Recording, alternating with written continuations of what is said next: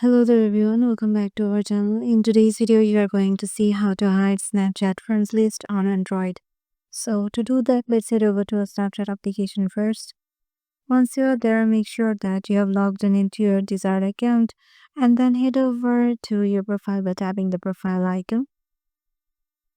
And if you can't find your friend list here, go back and go to your DM section.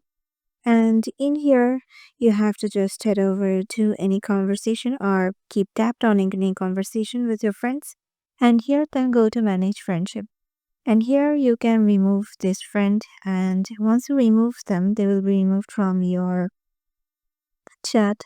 But they will still be, you guys will still be able to chat within your conversation. So this is the way you can remove them from your friends list. And the second one is you can block them directly from here. And here this pop-up will arrive, and what you need to do is just to block them. And yeah, this is how you can just remove friend on Snapchat or hide Snapchat friends list. Hope this video will help you out, and we'll see you in the next video.